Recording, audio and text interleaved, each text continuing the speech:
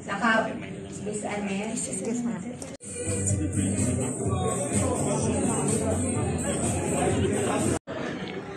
Okay naman po kayo? Yes po. Wala pa tayong konti. Kasi parang alam niya po natin. Pero unang po gusto po namin sabihin, masaya po kami na nakarating po kami rito. Alam po talaga namin na masasaraduhan po kami ng borders. Sa kabutihang palad po talaga, ang Bahrain po talaga hindi nagla-lockdown. Palagi ko pong sinasabi na yung mga Pilipino sa Bahrain ay tunay na pinagpala. Kayo ba po ay nag-a-agree doon? Yes po. Yes. Ako nag-a-agree po tayo doon. Palakpakan po natin ang Bahrain. Alam mo nyo, medyo sobra kaming natutuwa dahil pagdating po namin dito, nalaman namin na yung marami po sa ating mga frontliners na bakunahan na po.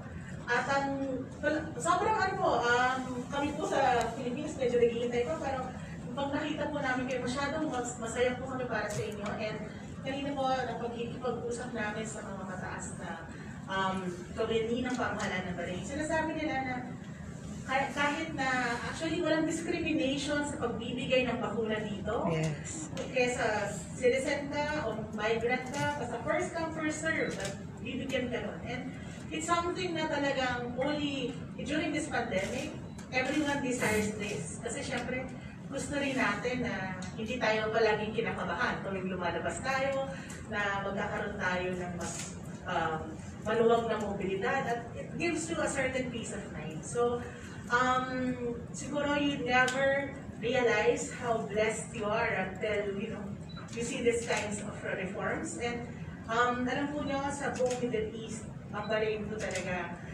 palagi ko pong sinasabi na it's a visionary state, it's a reformer state, it takes care of its people, at lubos po talaga sila na nagmamahal sa mga Pilipino. Alam po nyo, of course, ang Pangulo natin talaga, yung Pilipinas since February, nung pumutok yung pandemya, yung DFA po talaga pumasok sa Wuhan at nag-uwi po kami ng mga OFWs. At hindi po namin nakalain na gagawin po namin siya for the rest of the year. At ngayon, close to 324,000 na po yung na pauwi na sa tulong po ng Department of Foreign Affairs. Dahil po, yun po ang sabi ng Pangulo, na kahit sinong Pilipino na nais umuwi, kailangan iuwi po. At kahit ngayon may mga restrictions tayo, gusto po lang namin klaruhin, any Filipino wants to go home. Kahit po nandun sa mga restricted countries, pwede po siyang umuwi, kaya lang mandatory 14-day quarantine. At yun po ay ginagastusan ng ating pamahalaan.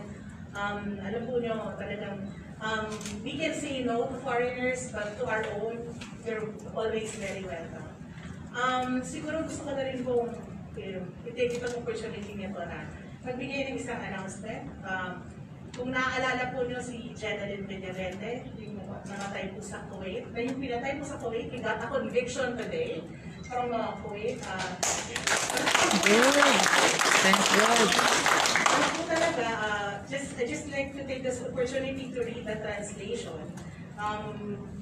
It's unofficial, but today, Wednesday, the criminal court sentenced a Kuwaiti citizen to death for the murder of our Filipino household worker due to extreme jealousy. The lawyer of the Philippine Embassy, Fauzia Al-Sabah, said that the court's decision was fair and in accordance to the law and Sharia, as the accused assaulted her Filipino employee for days and imprisoned her in the room until her death. Sobrang, ito po, tanda-tanda ko to, bago po mag-New Year, ito talaga yung sumalubong sa amin. Parang December 30 talaga na sa DFA kami dahil Pero alam po nyo, syempre mahalagang-mahalaga ito sa Pangulo. At mahalagang-mahalaga ito sa bawat Pilipino. Assurance po talaga ng DFA na ang marching orders po sa amin ng Pangulo is to take care of all of you. The more than 10 million Filipinos around the world, kung ano man din yung pangangailangan.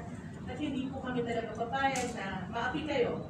Because the Filipino is no slave to anyone, anywhere and everywhere. And we really take that to heart. And that's why po, nagpapasalamat na naman po tayo sa pamahalaan ng Bahrain dahil sila po ang ating partner sa ating paglalabi ng reforms against kafala dito sa region. Kaya alam niyo parang, kaya palagi po namin sinasabi na kayo'y bukod ng pinagpala.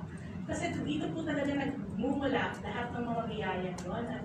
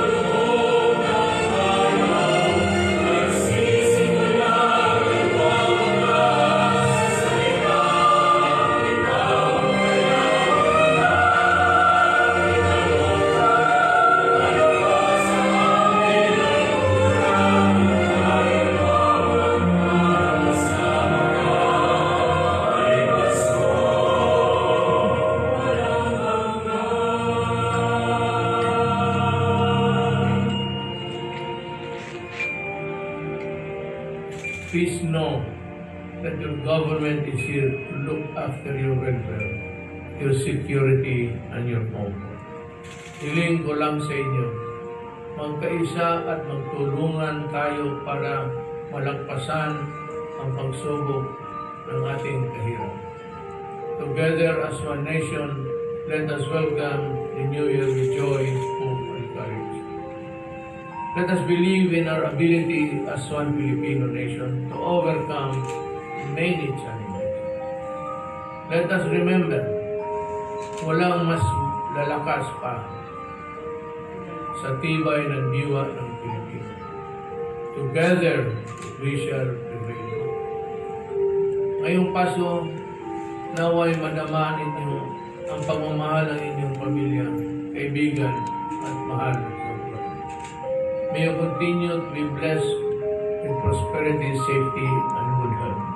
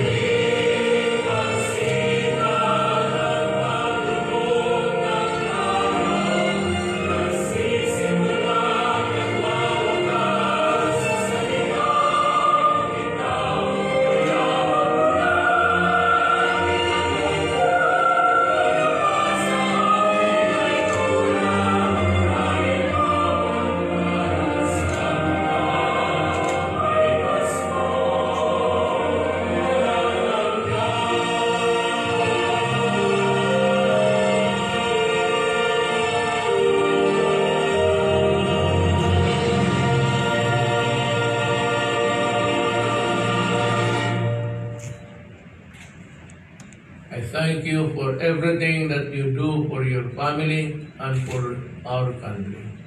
Hindi ko kayo makakalimutan at hindi ko kayo mapagbayaan.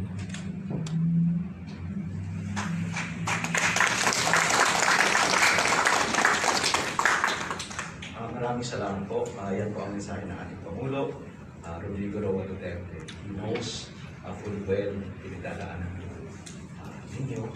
Hindi ko yan. Vaccine volunteers po. Volunteer Si nurse lang. dyan. Para onti-onti lang. Yan.